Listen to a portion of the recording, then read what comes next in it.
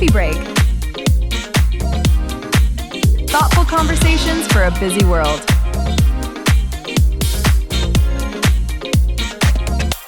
Let's begin.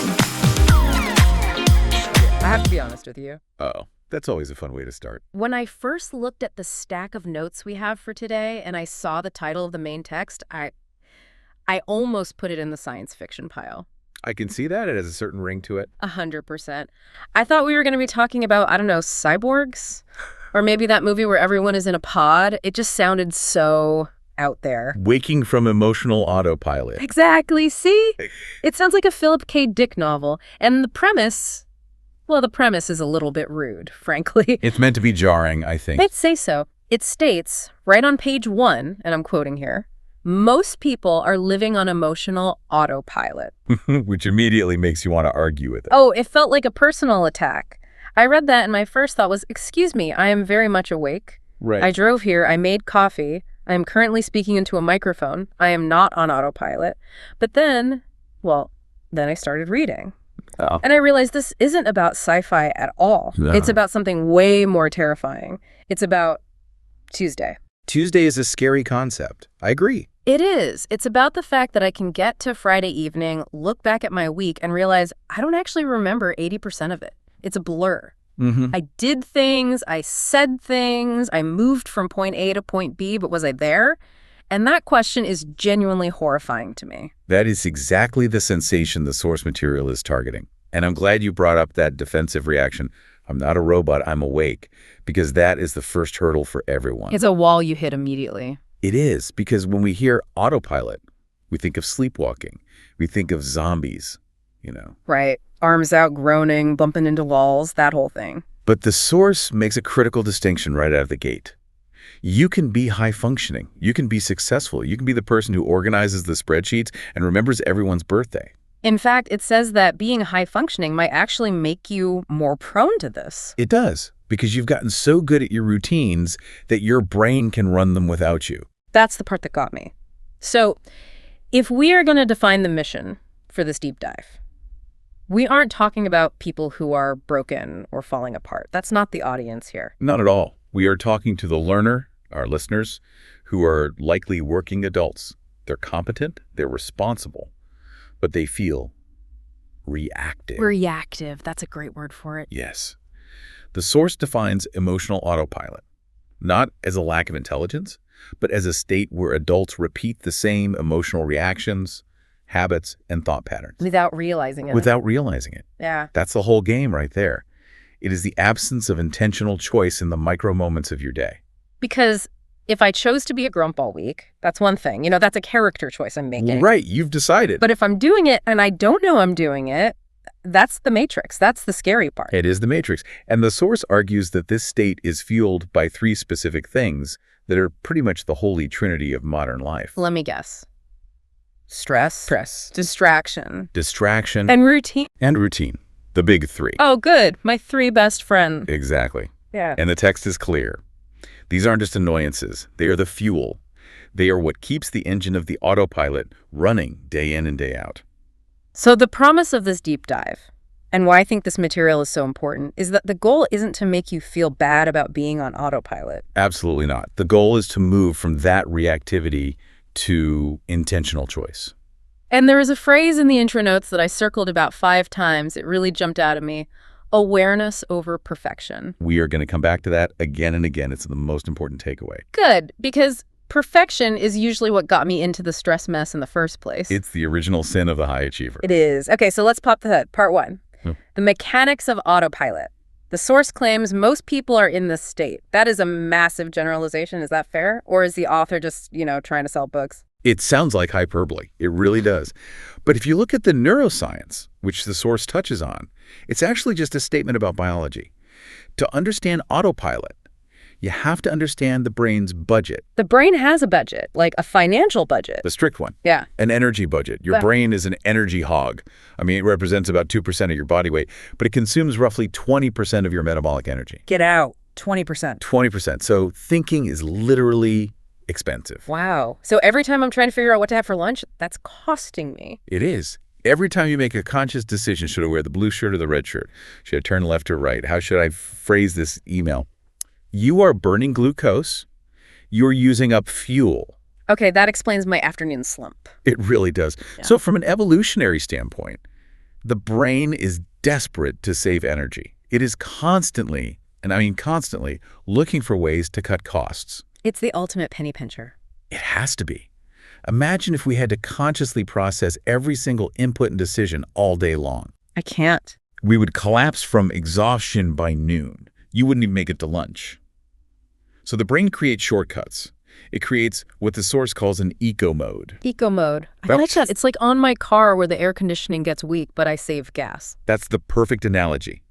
The brain takes repeated actions and moves them from the conscious, expensive part of the brain, the prefrontal cortex, to the deeper, cheaper, automatic parts of the brain, like the basal ganglia. Okay, I get that for stuff like walking. I don't have to think left foot, right foot, or tying my shoes. That makes total sense. Or driving. Yeah. That is the classic example the source uses. It's one everyone can relate to. Oh, yeah. Do you remember when you first learned to drive? Oh, God, yes. It was terrifying. I was 16. I was sweating. I was gripping the wheel at 10 and 2. My knuckles were white. You were aware of everything. Everything. The pressure on the pedal, the mirror, the squirrel 3 blocks away. I was on high alert. Right. Your brain was fully online, high energy cost. Mm-hmm. But now, you've been driving for years. Have you ever had that experience where you drive home from work, you pull into the driveway, You turn off the engine. and you realize I have absolutely no memory of the last 20 minutes. the phantom commute? Phantom commute. Yes. It's actually kind of horrifying when it happens. I'm like, did I stop at red lights? Did I almost hit anyone? I assume I did everything right, but You weren't there. I wasn't there. My body was, but my mind was somewhere else entirely. Your procedural memory was driving. The autopilot was driving. Your conscious mind was free to worry about dinner or replay an argument from 2008. Okay, so that's fine for driving. In fact, it's a good thing. I don't want to be that stressed out 16-year-old every time I get behind the wheel. Yeah. But the source material pivots here. It says, we don't just automate driving, we automate our emotions. This is the crux of the argument. This is the big leap. The brain doesn't distinguish between a physical routine like turning the key in the ignition and an emotional routine like getting defensive when criticized. So, Yeah. if you do it enough times, it becomes a script. It becomes a script, a neural pathway. Think of it like a path in a grassy field. The very first time you react to stress, say by shutting down and going quiet, you are hacking through tall grass. It's hard work. It's conscious. Right. It takes effort. But if you do it again and again and again, Yeah. eventually you wear a little path, then a bigger path. And after years of doing it, You've paved a highway. you have paved a 6-lane interstate highway. And once that highway is paved, the traffic just flows that way naturally. It's the path of least resistance. It flows that way automatically. That's the word. Speed is the priority. When a trigger hits stress, a rude comment, a bad email, the brain grabs the script that is most readily available. It doesn't pause to ask, is this the most helpful reaction? No, it asks, what's the fastest reaction I know? What's the cheapest one, energy-wise? And the cheapest one is always one you've done 1,000 times before. So when I snap at my partner because the kitchen is messy, I'm not really making a choice in that moment. I'm just executing a program. A messy kitchen program is running. In a sense, yes. The source argues that these are loops. And the scary part, the really critical part for our lives today, is that stress makes these loops tighter. Talk to me about stress, because everyone is stressed. I mean, we wear it like a badge of honor. We do. But when you are under high stress, and I mean chronic stress, which defines the modern working condition for so many people, your brain is in survival mode. It's not in thriving mode. Not at all. It definitely does not have the budget for slow, nuanced, empathetic thinking. It wants to survive the moment, so reverts to the oldest, deepest grooves, the most well-paved highways. It grabs the known, even if the known is a bad habit. Exactly. Even if the known makes you miserable, the brain prefers a miserable certainty over an uncertain new choice. That is bleak. But it explains a lot. It explains why we do the same stupid things over and over again, even when we promise ourselves, I won't do that again. And then you add the second element from our trio, routine, the daily grind. The hamster wheel. The structure of our days often reinforces the autopilot. You wake up, alarm, phone. Check email before my feet hit the floor. Right. Coffee, commute, email, meeting, email, commute, dinner, Netflix, sleep. repeat. The sequence is so tight, so packed, that there is no gap. There's no air. There is no air in the room for a new thought to enter. The routine carries you. And the third element is distraction. Which is the enemy of the pause. And the pause is the only escape hatch. Oh, totally. If I have 3 seconds of downtime in an elevator, what do? I pull out my phone, I check headlines, I look at Instagram. Wow. I cannot tolerate a moment of nothing. We are terrified of boredom. We've been conditioned to be. Right. But without that silence, without that space, you cannot switch from autopilot to manual control. You are just reacting to the next ping. Input, reaction, all day long. So this leads to that feeling the source describes as disconnection. It's a paradox, isn't it? Because on paper, I make thousands of decisions a day. Thousands. Paper or plastic, latte or Americano, reply now or reply later, swipe left or swipe right. We are drowning in decisions. It's called decision fatigue. Right. So how can the source say we aren't choosing our lives? It feels like all I do is choose. Because there is a difference between deciding and intending. We have decision fatigue from the trivial stuff, the emails, the coffee orders, the notifications. That burns up all the fuel. So the tank is empty. The tank is empty. So when it comes to the big stuff, how we treat people, how we process our emotions, how we spend our precious free time, we have choice atrophy. We're just letting the current of our habits take us. Deciding but not intending. Wow. That lands hard. It brings me to the metaphor the text uses. Waking up.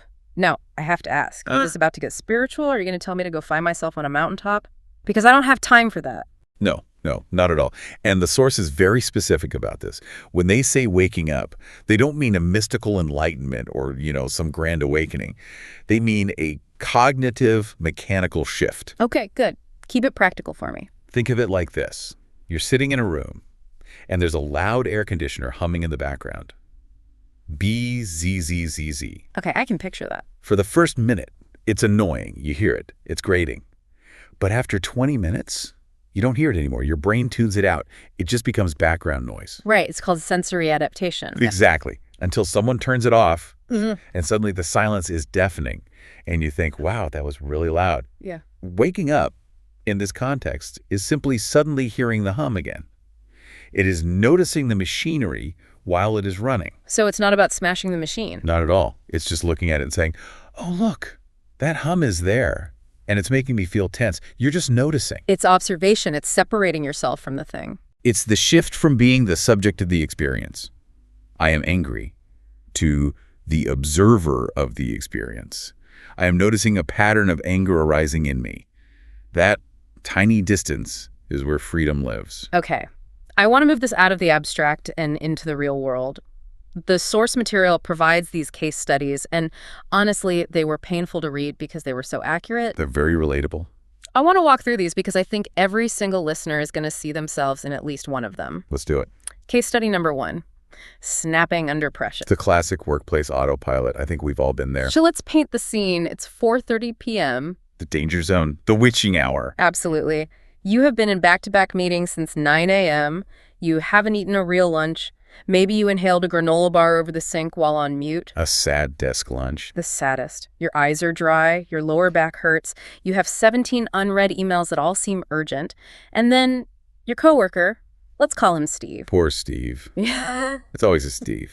Steve walks up to your desk. Or maybe he pings you on Slack, which is even worse somehow. And he asks a perfectly reasonable question. Hey, do you have that report for the client? He's not being mean. He's just doing his job. But how do you react? What happens in that moment? I snap. It's instant. It's like a switch flips. I turn around and I bark. I'll get to it when I get to it, Steve. Or I type out a message that is technically professional but has that jagged, icy tone. That passive-aggressive edge, as I said previously. Yes, per my last email. And What happens 5 minutes later? 5 minutes later, the adrenaline fades, and I'm sitting there just awash in shame thinking, who was that person? Why did I do that? I'm a nice person. I like Steve. Steve has pictures of his golden retriever on his desk. This is the perfect dissection of an automatic cycle. Let's look at the mechanics, because it's all mechanics. Okay, break it down for me. First, you have the trigger. Now, what was the trigger? Steve asking for the report. Partially. That was the spark. But the real trigger was the internal state. The powder keg. The fatigue. The fatigue. The low blood sugar. The accumulated stress from all those meetings. Steve was just the match that fell on the powder keg you'd been building all day. Okay, so the powder keg is there. Steve strikes the match. And your brain runs the script. In this case, the script is defense. The amygdala, the part of your brain scanning for threats, saw Steve's request not as a simple question, but as a demand on resources you didn't have. So my brain is thinking, I have no energy. He wants energy. Threat. Attack. Precisely. And this is where the biology gets really interesting. When the amygdala fires, it effectively hijacks the controls of your brain. It's called an amygdala hijack. It's a hijack. It diverts resources away from the prefrontal cortex, the part of you that is diplomatic, kind, and logical, and pumps them into the fight-or-flight response. So I literally, physically, couldn't think of a nice way to say it in that moment. In that split second. No. Your logic brain was offline. The autopilot took over to protect you from the perceived threat. That makes me feel a little better, knowing it's biology. But here's the part that makes me feel worse. The source talks about how we justify this. Because after the fact, I never say, oops, my amygdala hijacked me. No. What do you say to yourself? I blame Steve. I say, well, he shouldn't have bothered me at 4:30. He knows I'm busy. He has no situational awareness. It's his fault. That is the trap. That's how the loop stays locked in. We externalize the cause. They annoyed me. The deadline is too tight. And listen, those things might be true. Steve might be annoying. The deadline might be unfair. But the reaction. The snapping, is an internal habit. It's your paved highway. Oof. That's a hard pill to swallow. We rarely look in the mirror and say, I have a habit of reacting with hostility when I feel depleted. Can you imagine saying that out loud? Sorry, Steve, I have a neural pathway that interprets reasonable requests as mortal threats when my glucose is low. It would certainly be more honest. But that is the waking up part. If you blame the coworker, you are stuck. You are powerless. You can't control Steve. You can't control the clock. But I can control my glucose. You can. And if you see it as a mechanical habit, a script your brain runs to save energy, then you can potentially rewrite the script. You have some agency back. Because if I don't rewrite it, the cycle just reinforces itself, right? Perfectly. I snap at Steve. Then I feel guilty. Guilt is stressful. So now I'm more stressed. I sleep worse. I come in tomorrow even more depleted. And poor Steve gets it again just for asking about the coffee filter. And you create a disconnection from your values. This is the soul part of the autopilot problem. You value being kind. You value being professional. You want to be a good teammate. I really do. But your autopilot is programmed for defense. So you end up living a life that contradicts your own core values simply because the machine is running the show. It's like my operating system is working against my user manual. That is a great way to put it. Okay, let's look at case study number 2. This one. This one hits me right where I live. This is my personal shame. The source calls it the comfort trap. Or, as they also put it, scrolling instead of resting. Ah, yes. The modern epidemic. This is perhaps the most pervasive form of autopilot we see today, right? I would say so. It's everywhere. Here's the scenario. I walk in the door after work. I am exhausted. I am running on fumes, as they say. My internal battery icon is blinking red. You have nothing left. Nothing. Now, logically, I know what restores me. I know that a hot shower or reading a fiction book or just lying on the floor with my legs up the wall, that actually helps. Those are restorative activities. They give energy back. But I don't do them. Instead, I sit on the couch, not even comfortably. I'm like perched on the edge. I turn on the TV for noise, and simultaneously, I pull up my phone and I enter the scroll hole. The scroll hole. A dark place. I look up and it's 2 hours later. My neck hurts. I have watched videos of people power washing driveways. I have seen a raccoon eating a grape 6 different times. I have read an argument between 2 strangers about pineapple on pizza. On the critical question, at the end of those 2 hours, do you feel rested? Never. Not once. I feel fried. My eyes hurt. My brain feels buzzy and staticky. I feel dirty almost, like I ate a bag of sugar for dinner. That is the distinction the source makes between genuine restoration and autopilot numbing. Numbing. That's exactly what it feels like. But why do I do it? If I know it makes me feel bad, why does my brain choose it every single time? Path of least resistance. Yeah. Remember, your brain is tired. Its only goal is to save energy. But reading a book is sitting still. How is that more energy? Physically, yes, but cognitively. Reading requires high engagement. You have to decode symbols, visualize characters, follow a plot, simulate empathy. That costs glucose. Wow. Even taking a shower requires the friction of getting undressed, turning the water on, drying off. When you're depleted, That can feel like a huge task. It sounds so lazy when you say it like that, but in the moment, it feels like climbing Mount Everest. Exactly. But scrolling, passive consumption, it requires zero effort. It is the junk food of rest. It washes over you. No effort required. And it has those little dopamine hits, the little pings of reward. Yes. It is engineered to keep you there. Bright lights, variable rewards, outrage, cuteness. It creates a feedback loop. The doom loop. You scroll because you are tired, but the scrolling depletes your dopamine and messes with your focus, so you become more tired. And because you are more tired, you have even less willpower to stop scrolling. It's a trap. It really is a trap. And the source points out that the tragedy here is the loss of time without a choice. That's the key. I never sit down and say, I am now going to dedicate 120 minutes to looking at influencers' kitchens. No one does that. No one makes that conscious choice. It just happens to us. It's theft. My own brain is stealing my time from me. That is the default to comfort thought pattern. When the brain is tired, it defaults to the easiest option. Waking up from this autopilot means recognizing that comfort and rest are not the same thing. Say that again. That feels important. Comfort and rest are not the same thing. Scrolling is comfortable in the sense that it is easy, but it is not restorative. It does not give you energy back. It takes it. So the manual mode version of this, the awake version, means doing the harder thing. In the short term, yes. It requires a moment of friction. The source calls it crossing the gap. You have to endure about 30 seconds of discomfort. It's not long. What does that look like? You have to put the phone in the other room. You have to sit in the silence for a minute.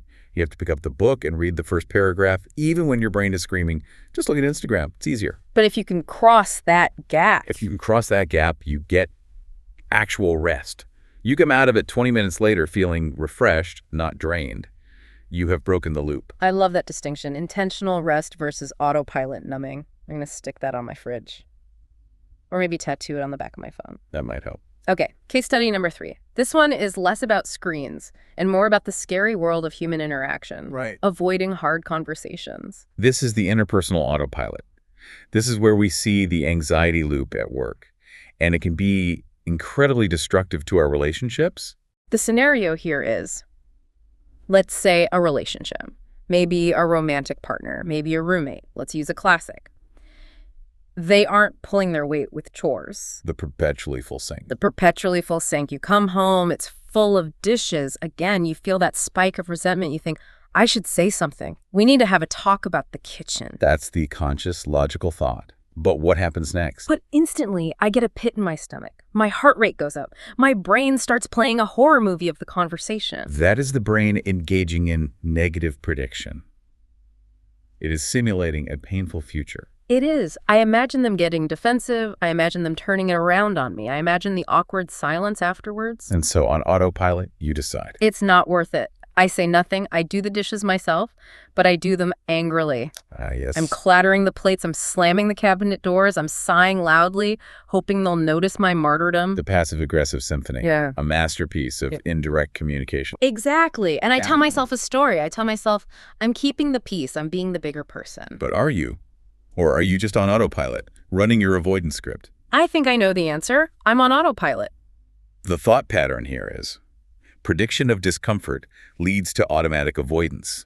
The brain predicts that the conversation will be scary or unstable. To avoid that short-term pain, it steers you into the routine of silence. It chooses the known hell over the unknown heaven. Brilliantly put. And routine plays a huge role here. If the routine is, I do everything and secretly resent you, that is a stable system. It's a miserable system. It's a miserable system that leads to burnout and breakup eventually. But in the immediate moment, it is stable. The brain loves stability more than it loves happiness sometimes. So disrupting that routine with a difficult talk introduces chaos.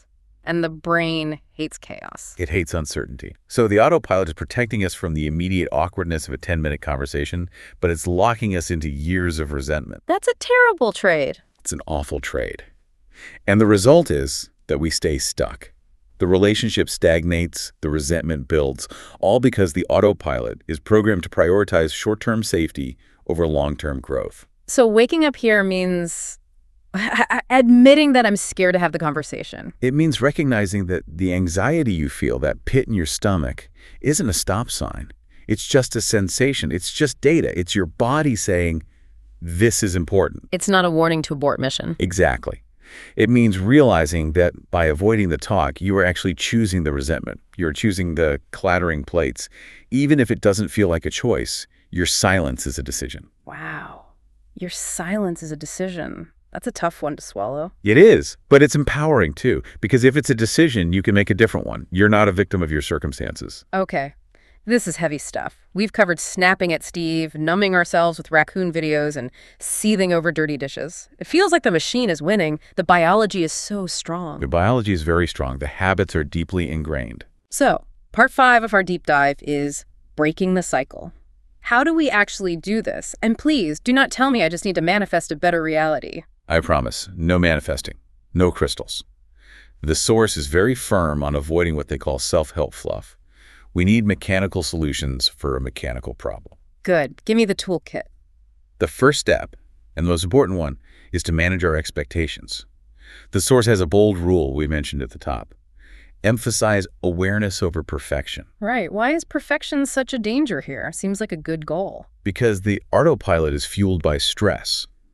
If you try to be perfect, if you say, okay, starting tomorrow, I will never snap, I will never scroll, I will be the Dalai Lama of productivity, what have you just done? I've created a massive amount of pressure for myself. You have increased your stress load exponentially. Yeah. You have set yourself up to fail. And when you inevitably fail, because you are human, what will you feel? Shame. Disappointment. Shame is stressful. Stress triggers the autopilot. Oh my God. It's a feedback loop. Trying to fix the autopilot perfectly creates more autopilot. Exactly. You cannot hate yourself into a better version of yourself. The goal isn't to never have an automatic reaction. That's impossible. The goal is to realize it is happening faster than you did last time. So if I snap at Steve, but I catch myself 5 minutes later instead of 5 hours later when I'm lying in bed, that's a win. That is a massive win. That is the waking up. The source warns against the fix-it mentality. We don't need to fix our brains. They are doing what they evolved to do. We just need to observe them with a little bit of curiosity. Okay, so the mantra is, I am noticing, not I am bad. Yes, avoid the judgment. Just collect the data. I notice that when I am hungry, I yell. That is a data point. You can work with data. You can't work with I'm a terrible person. Okay, so give me the tool. What is the wrench we throw into the gears to actually stop the wheel from turning, even for a second? The power of the pause. The pause. It sounds so simple. Just pause. But in the heat of the moment, when Steve is asking for the report and I feel that rage bubbling up, pausing feels impossible. It feels impossible because the momentum of the habit is so strong. That neural highway is fast. But the pause is the only thing that breaks the circuit. It is the wedge you drive between the trigger and the reaction. So what does a pause actually look like? Are we talking about sitting in lotus position on my desk and meditating for 20 minutes? No, it has to be micro. It has to be accessible in the moment. The source suggests physical resets. Like what? What's a physical reset? For example, taking your hands off the keyboard. Oh, I like that. It's so simple. Physically disengaging. If your hands are on the keys, you are primed to type. You are primed to react. Putting your hands in your lap breaks the physical circuit. It signals to the brain, we are not acting yet. We are waiting. What else? Give me another one. Looking away from the screen. Specifically looking at the horizon or something far away. There's a reason for that. There is actually neuroscience behind this. When you focus stare at a screen, it activates the sympathetic nervous system, your fight or flight system. It creates alertness, even agitation. When you engage panoramic vision, looking at the whole room, the window, the distance, it engages the parasympathetic system, the rest and digest system. It's calming. So looking out the window literally cools down the brain. Yes.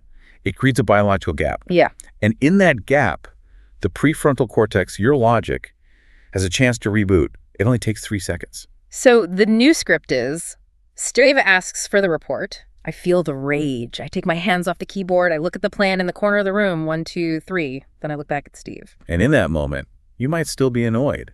The goal isn't to feel nothing, but you have a choice. You have a sliver of a choice you didn't have before. And I can say, Steve, give me 10 minutes instead of go away. That is the difference between a reaction and a response. That's the entire game. Wow. And the source emphasizes starting small with this, right? Absolutely. Start small. Do not start with your marriage. Do not start with your biggest career crisis. That's like trying to bench press 300 pounds on your first day at the gym. You'll just hurt yourself and never go back. You have to build the muscle first.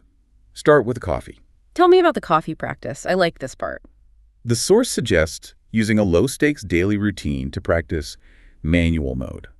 When you make your coffee tomorrow morning, don't do it on autopilot. Don't check your email while the water boils. Don't yell at the kids while you pour. Just make the coffee. That's it. Be there for it. Smell the beans. Watch the water turn brown. Feel the heat of the mug in your hands. Narrate it in your head. I am pouring the coffee. I am adding the milk. It sounds kind of zen or meditative, but it's actually just... It's weightlifting for the brain. It is attentional training.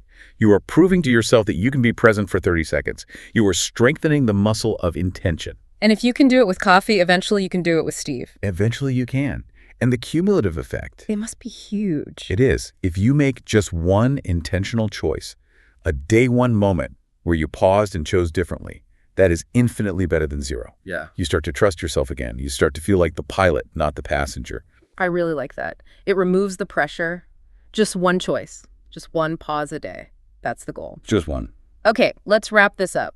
We've gone pretty deep into the matrix today. To recap, most of us, and that includes you listening, are living on emotional autopilot.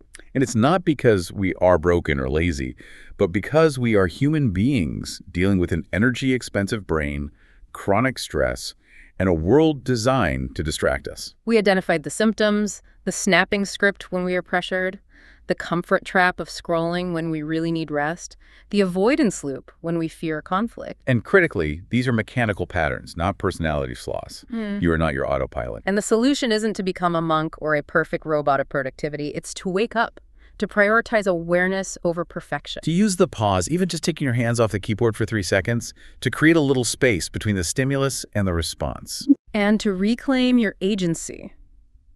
For the listener, the learner, this matters because your career, your relationships, and your peace of mind are currently being taxed by this autopilot tax. You are paying with your energy and your connection to others every day. Taking back the controls, even just for 5 minutes a day, stops the leakage. It puts you back in the driver's seat of your own life, even if it's just for a short trip around the block to start. And that brings us to the final thought. Right. I want to leave everyone with a question to chew on, something that really struck me from the source materials implication. We talk a lot about time management, but this is really about energy management. It's all about energy. So here's the question. If you aren't running your emotional life, who is? Or rather, what habit is? And if you woke up to just one pattern today, if you caught just one autopilot reaction and chose differently, how much energy would you get back? That is the question. The energy is there. It's not gone. Yeah. It's just being spent by a program you didn't consciously choose. It's waiting for you to turn off the autopilot and take the wheel. Come on.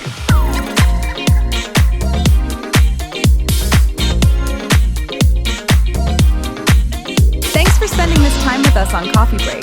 If this conversation stayed with you, you can find more episodes here on the channel. Until next time, take care.